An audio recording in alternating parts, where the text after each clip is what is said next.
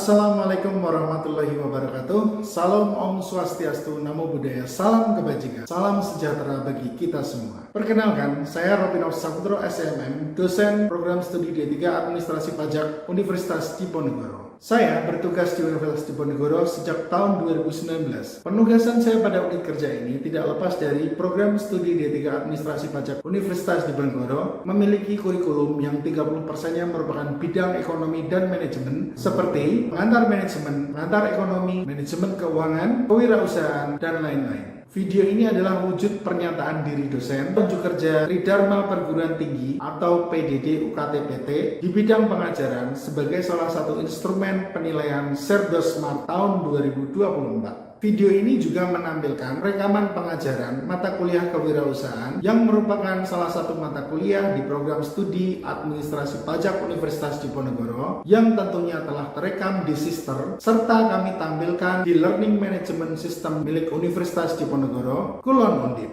Mata kuliah ini terdiri dari 16 kali pertemuan tatap muka yang membahas mengenai wawasan dasar kewirausahaan, prinsip-prinsip kewirausahaan, jiwa kewirausahaan, kelebihan-kelebihan dan potensi yang dibutuhkan untuk berwirausaha, khususnya bagi wirausaha baru. Kewirausahaan mengandung berbagai metode keilmuan dan teknik analisa dalam berwirausaha, menstimulus ide atau gagasan usaha, ekonomi kreatif, dan inovasi berbasis teknologi informasi sebagai implementasi revolusi industri 4.0. Dengan mempelajari mata kuliah kewirausahaan, diharapkan mahasiswa atau masyarakat memiliki keinginan, mental, jiwa, tekad, dan bekal yang memadai dalam membangun usaha. Adapun target jangka pendek mata kuliah ini, antara lain mahasiswa dapat menyusun rencana bisnis secara komprehensif, menata ulangnya menjadi proposal bisnis untuk didanai, mengikuti dan memenangkan seleksi program mahasiswa wirausaha Universitas Diponegoro. Output akhir dari mata kuliah ini adalah melahirkan lulusan-lulusan Undip menjadi wirausahawan baru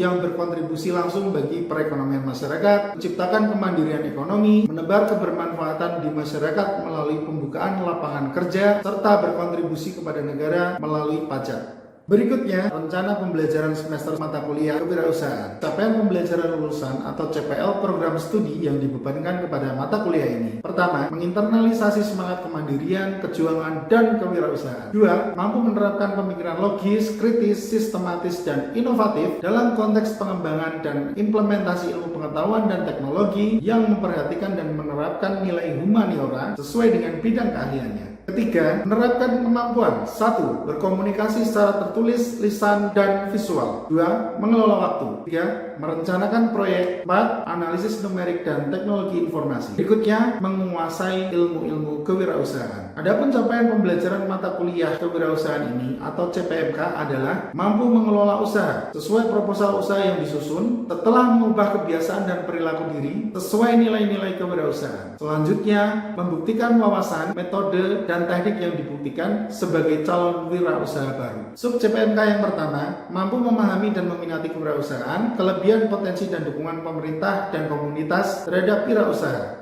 CPMK 2, mampu memilih jenis usaha berdasarkan izin, kegiatan, permodalan, badan, wilayah, kelas UMKM, dan merancang analisis dampak lingkungan. CPMK 3, mampu memahami, merancang, dan meminati ekonomi kreatif, inovasi, dan penggunaan teknologi informasi komunikasi dalam berwirausaha. CPMK keempat, mampu menganalisis, memproduksi, dan mengelola keputusan yang sesuai dengan metode pengambilan keputusan. CPMK kelima, mampu memahami, merumus, dan membangun struktur permodalan dan mekanisme pinjaman serta bunga bank. CPMK ke-6, mampu memahami, merancang, dan mengelola kebutuhan, tahapan, dan cara memulai usaha baru, profil usaha, dan visi misi usaha. CPMK ke-7, mampu memahami, merancang, dan merembuk analisis pasar menggunakan strategi STP. CPMK ke-8, mampu memahami, merancang, dan merembuk analisis dan strategi pemasaran marketing mix. CPMK ke-9, mampu memahami, merancang, dan merembuk rantai pasokan atau supply chain dan jalur distribusi produk atau jasa. CPMK ke-10, mampu memahami, merancang, dan meyakini analisis persaingan usaha melalui 5 metode analisis persaingan. CPMK ke-11, mampu memahami, merancang, dan merembuk kebutuhan SDM kewirausahaan, rekrutmen, pelatihan, penggajian, serta jenjang karir karyawan. CPMK 12 mampu memahami, memproduksi, dan melaporkan laporan keuangan UMKM sesuai standar akuntansi keuangan EMKM. CPMK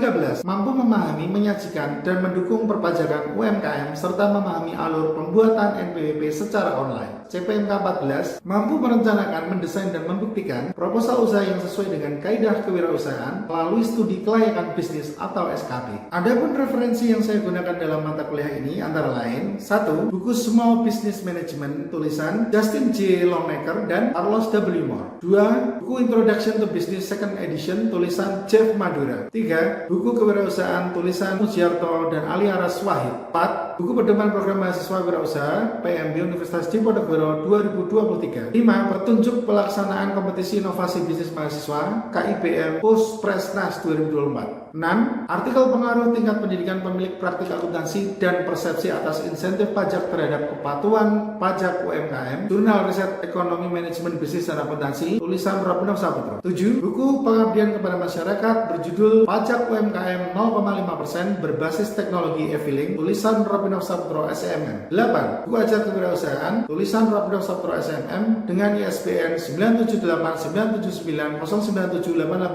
9789790978898 Undipres Semarang. Alat pembelajaran yang saya gunakan pada mata kuliah ini antara lain ruangan kelas beserta isinya seperti LCD proyektor, papan tulis dan spidol, laptop dan pointer, buku-buku referensi penunjang, artikel jurnal terkini yang relevan, rubrik penilaian sesuai dengan edaran rektor yang terkini, serta produk-produk ekonomi kreatif hasil kerjasama dengan mitra sebagai media praktik pemasaran digital oleh mahasiswa yang diposting pada e-commerce dan media sosial. Sementara perangkat digital yang saya gunakan pada mata kuliah ini antara lain Learning Management System Universitas Diponegoro yang bernama Kulon Undip, audio visual pada YouTube, Facebook, Instagram, TikTok, Shopee, dan juga Tokopedia. Metode pembelajaran yang digunakan antara lain ceramah tatap muka, motivasi, diskusi kelompok terkumpul atau FGD, praktik, simulasi atau role play, pembelajaran berbasis proyek, dan pembelajaran berbasis teknologi. Dalam 16 kali pertemuan tatap muka mata kuliah kewirausahaan ini, pada pertemuan ke-7, mahasiswa diwajibkan membentuk kelompok serta mengikuti seleksi program mahasiswa wirausaha Universitas Diponegoro tahun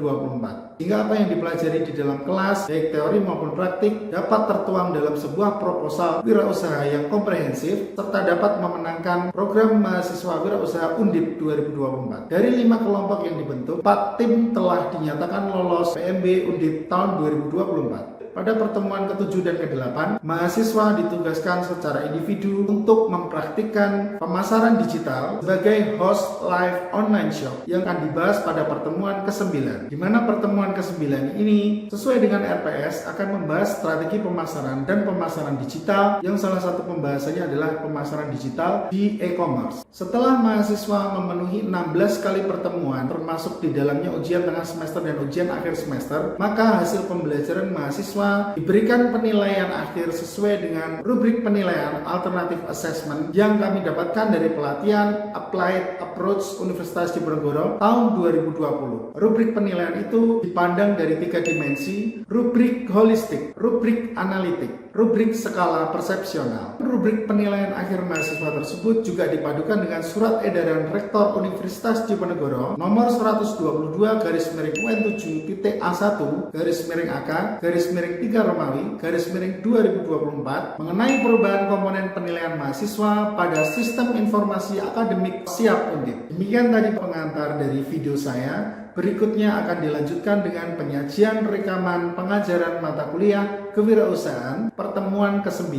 yang akan membahas mengenai strategi pemasaran dan pemasaran digital. Selamat menonton. Video-video kalian itu ada yang tahu? Ya. Assalamualaikum warahmatullahi wabarakatuh. Waalaikumsalam warahmatullahi wabarakatuh. Selamat pagi adik-adik. Apa kabarnya? Alhamdulillah. Sehat semua ya. Kok tumbennya rapi semua? Habis kegiatan. Harus pakai alat karena habis semua ya. Iya. Oke, kuliah apa nih hari ini? Kewirausahaan ini akan diisi dengan materi manajemen pemasaran dan pemasaran digital. Yang tugasnya minggu kemarin ya, sebagai suplemen dari UPS kalian membuat konten apa itu host Online shop live ya, harus live ya. Nah itu nanti kita akan review bersama-sama setelah paparan materi berikut ini ya. Manajemen pemasaran dan pemasaran digital. Ada coba lihat di prolog ini ya. Kita lihat ini gambar apa sih? Orang tahu orang, tapi orang apa ya? Nanti vaksin kalau ini sangat mencari kerja ya ini juga. Nah, meskipun investasi atau pendirian usaha yang baru itu mengalami peningkatan menurut Menteri Investasi, tapi tetap saja tidak bisa mengakomodasi atau tidak bisa mempekerjakan seluruh pencari kerja di Indonesia. Sementara setiap tahunnya 1,8 juta wisudawan dicetak dan mereka siap untuk membutuhkan kerjaan. Artinya nyari kerja jadi tambah mudah atau tambah sulit ya? Maka dari itu penting bagi mereka untuk belajar ke kewirausahaan. Nah, kita masuk ke segmen pemasaran dari kewirausahaan itu sendiri. Pemasaran adalah aktivitas dan proses menciptakan, mengkomunikasikan, menyampaikan dan mempertukarkan tawaran yang bernilai bagi pelanggan dan masyarakat umum. Perbedaan pemasaran dengan sales. Ada yang tahu siapa? Tunjuk jari. Pemasaran atau marketing dibandingkan dengan sales atau sales sebutnya kalau di negara kita. Ada yang tahu? Nah, kita bahas coba. Pemasar atau marketing itu mencakup perencanaan strategi pemasaran. Ya, kalau seorang sales enggak, tapi kalau pemasaran atau marketing dia mencakup strategi. Kalau strategi itu berarti pertama kali butuh apa? Butuh informasi atau data biar strateginya tepat dan begitu. Yang kedua, interpretasi atau membaca data, pembuatan strategi komunikasi, mengkomunikasikan, memvisualkan itu membuat terlihat ya produk atau jasa yang ditukarkan dengan nilai atau uang dari siapa? Customer atau pembeli atau pelanggan kan begitu. Sementara yang sales itu lebih ke penjualan saja. Tapi selain menjual dia dapat apa sih? Dapat feedback, dapat komplain, dapat data, ya kan? Itu nanti sales menyetorkan ke marketing sehingga disusun ulang strateginya seperti itu. Kita lanjutkan berikutnya adalah marketing mix. Yang pertama strategi produk. Kita coba bayangkan kita punya produk ini. Produk ini itu perlu diberikan strategi produk. Contohnya apa? Satu, ya, bentuk rasa kemudahan, keawetan sesuai janji promosi, keamanan, jaminan, haki. Haki itu adalah hak kekayaan intelektual. Salah satunya adalah merek dagang, kemudian paten, kemudian ada membuat label, informasi label. Ini kan ada labelnya ya, kemasan, halal, BPOM, PET. Kenapa sih mereka disebut strategi produk? Ternyata calon pembeli potensial itu melihat salah satunya faktor-faktor yang saya sebutkan di atas tadi. Ya, satu, kalau sudah pakai PET berarti dia sudah mengalami uji kelayakan edar, sehingga masyarakat itu merasa tenang. Berarti produknya bukan sekedar prototipe, coba-coba aja karena sudah diuji. Kemudian kalau sudah ada BPOM-nya berarti dia aman buat kesehatan karena sudah diperiksa oleh pemerintah bagian kesehatan memenuhi standar minimal, ya kan? Kemudian kalau halal, orang yang muslim nggak ada keraguan, berarti nggak ada campuran hal-hal yang tidak halal. Strategi harga. Pengusaha perlu menghitung HPP. Siapa tahu HPP? Nah, kemudian kedua, menentukan harga per unit dengan satu atau kombinasi beberapa metode penetapan harga. Yang ketiga adalah menghitung BEP. Ada yang tahu BEP apa? Apa tuh?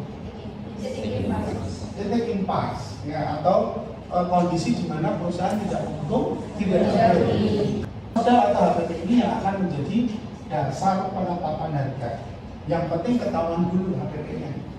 Kalau sudah ketahuan, barulah kita menggunakan metode harga. Nah, itu ada yang A, itu ada cost plus pricing. Jadi dari HPP itu kita menghendaki labanya 25%. HPP itu sudah ada untungnya belum? Belum. Belum kan ya?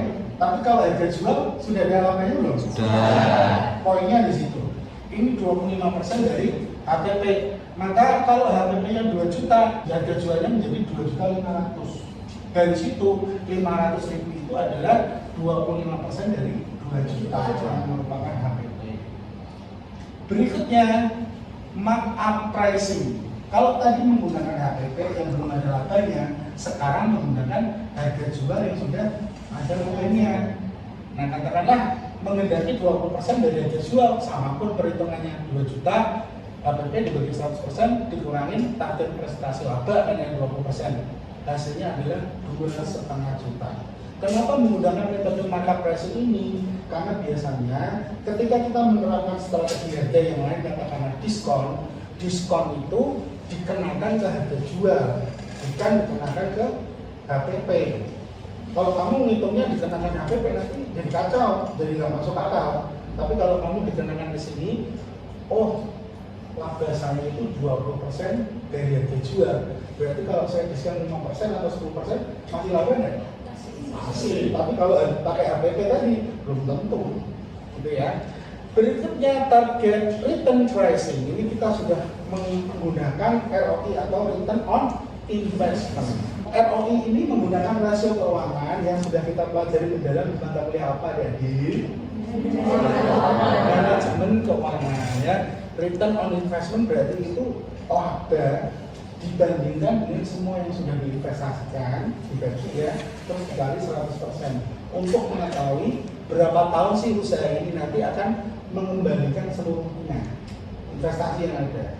Itu menggunakan ROI. Nah, kita di sini rumusnya HPP ditambah dengan target ROI kali investasi per target unit penjualan per tahun. Kalau 20% per tahun, berarti akan mengembalikan investasi sepenuhnya berapa tahun? 5 tahun. Kalau ternyata ada opsi lain, bisnis lain yang tingkat pengembalian ROI-nya adalah 35%, ya, kalian lebih milih 35%, kalau lebih cepat. Nah, berikutnya bentuk-bentuk penetapan harga itu ya, jadi semua strategi tadi adik-adik bisa terapkan di berbagai cara. Salah satunya potongan harga, ya kita lihat di atas ini potongan harga, kemudian ada harga promosi ya, promosi itu waktu awal launching produk biasanya promo dulu biar orang-orang tahu ya. Kemudian ada harga khusus itu biasanya karena sudah membership. Nah, berikutnya bonus itu seperti itu contohnya, beli 3 dapat 1 ya kan, dan juga free ongkir juga bisa. Berikutnya kita menghitung BEP. BEP itu ada 2 cost ya, yang paling penting diingat, fixed cost dan variable cost. Fixed cost itu mau jumlah barangnya terjual berapa, itu nggak terpengaruh, dia tetap aja pengeluarannya adalah FC ini. Contohnya sewa toko, ya kan? Itu mau menjual berapa kan sewa toko nggak akan terpengaruh. Tapi kalau variable cost adalah harga yang dipengaruhi oleh berapa jumlah yang terjual. Contohnya apa sih? Plastik kemasan, betul tidak? Kemudian apa? Biaya garansi. Ya, semakin banyak maka FC-nya juga akan semakin melambung. Ada 2 untuk menunjukkan BEP, 1 BEP secara unit. Berapa unit harus terjual agar kita nggak perlu tahu nggak perlu. Nggak perlu impas. Katanya kalian memiliki produk 20, ya, modalnya seluruhnya adalah 30 juta. Ternyata ngejual 10 aja sudah 30 juta, maka 10 unit yang lain itu adalah keuntungan.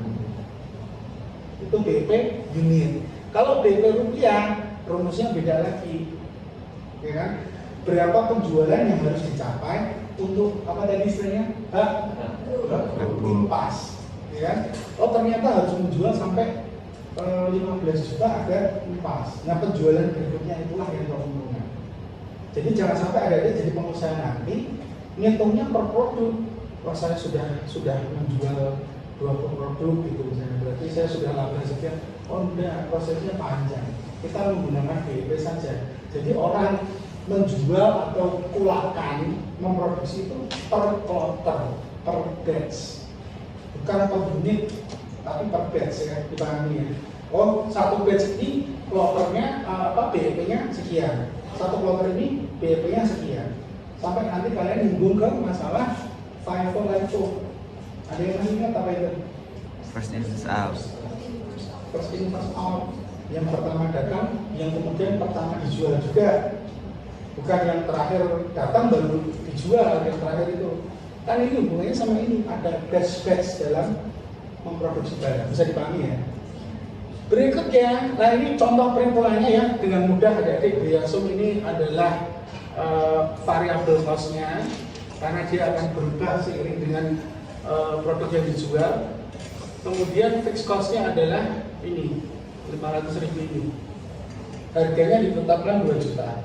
Maka BEP unitnya adalah sesuai rumus, hasilnya adalah 12 event per tahun. Kalau ternyata setahun dapat eventnya atau jual berikutnya 20, maka yang 8 itu keuntungan. Sama pun dengan yang ini, harganya 2.400.000 ya kan. Kalau dapatnya ya 24 nanti dikalikan 12 karena jualnya 12. Setelah itu kelebihannya keuntungan. Nah berikutnya strategi tempat. Ya, tempat usaha itu setidaknya dekat dengan supplier atau bahan baku. Artinya apa? Proses transisi perpindahan produk bahan baku ke tempat kita produksi itu tidak terlalu menghabiskan biaya. Dekat dengan target pasar, kamu jualnya di mana? Katakanlah, simpel aja kita pakai bisnis konvensional saja. Fotokopi itu baiknya di mana? Kalau dia misalnya dekat di pabrik itu masuk nggak? Kita masuk ke promosi.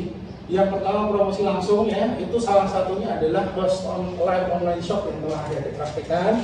Ada uang buat off mouth itu menggunakan fanpage atau WhatsApp group. Kemudian iklan fisik itu kurang relevan tapi masih digunakan. Value, spanduk, poster, flyer ya konvensional.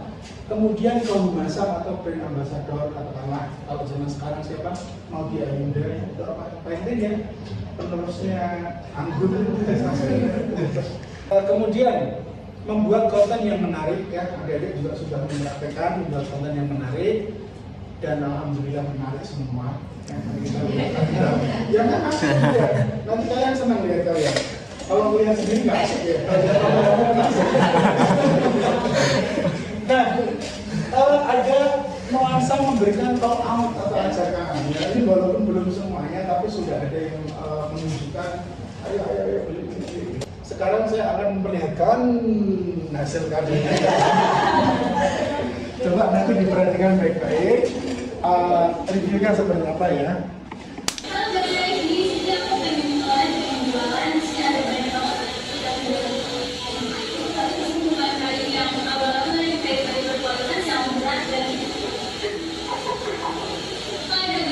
Cukup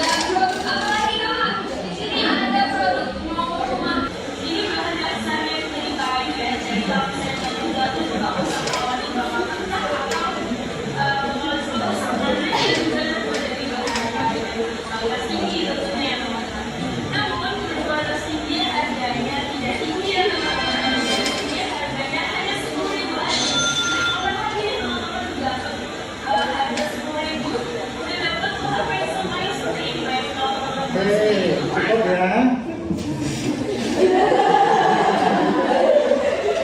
Bagus ya. Kontak tisu ini. Dari video yang udah sekalian itu tadi, ya, berdasarkan analisis STP. STP itu apa? Segmentasi, targeting, positioning. Analisis STP, siapakah targetnya dari Untuk berdasarkan KT kemarin, analisis saya ada wisatawan Batam, misalnya yang suka estetika, terus berpenghasilan, dan juga bapak atau ibu yang usianya tuh kisaran 30 sampai 45-an, Pak. Ada juga anak muda tapi sebenarnya lebih pas ke bapak atau ibu, Pak. Alasannya tuh karena kisaran usia segitu biasanya tuh suka ornamen-ornamen yang berbahan dasar kayu, contohnya kayak kayu jati gitu, Pak. Exactly, Hadiana cari benar ya adik-adik ya.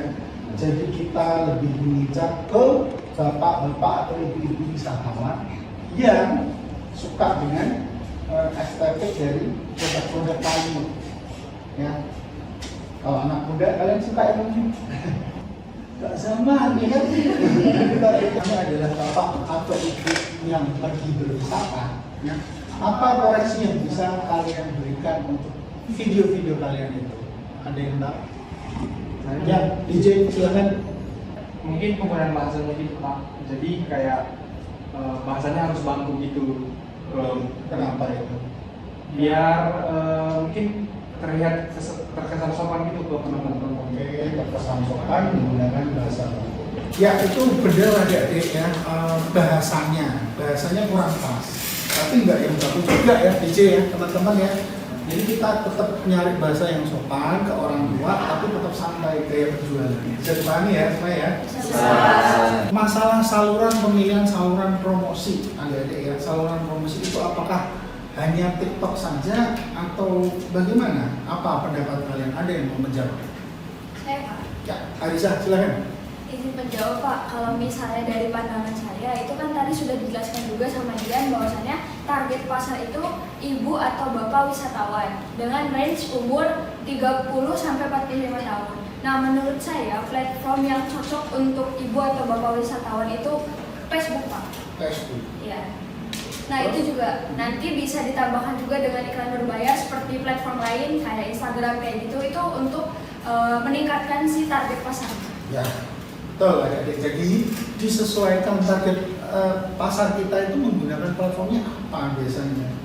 Kan kalau Facebook kan yang sudah kalangan milenial ke atas ya, sebelum milenial. Saya akan lempar kuis adik-adik berdasarkan perkuliahan kita hari ini.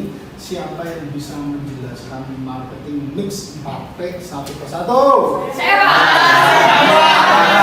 Oke, Siti Fadila, silakan. Jadi Pak, yang pertama itu ada produk. Nah, strategi produk sendiri banyak macamnya. Nah, contohnya itu seperti merek, haki, komposisi, label, BPOM, PIET, sama hal Pak, dan masih banyak lagi. Oke, good. Yang kedua, Erna. Ya. Yang kedua itu ada price harga Pak, seperti ditetapkan melalui penetapan harga, bisa melalui BFP atau break even point, terus juga bisa strategi pemasarannya seperti free ongkir, terus harga khusus, lalu ada juga diskon Pak. Oke, good. Yang ketiga, Poda. Untuk marketing tadinya yaitu ada place atau tempat yang mana ada toko, kemudian gudang persediaan dan juga fasilitas lainnya. Nah untuk tahapan usaha awal itu Pak disarankan untuk tidak membeli aset tetap karena nantinya akan terbebani oleh modal.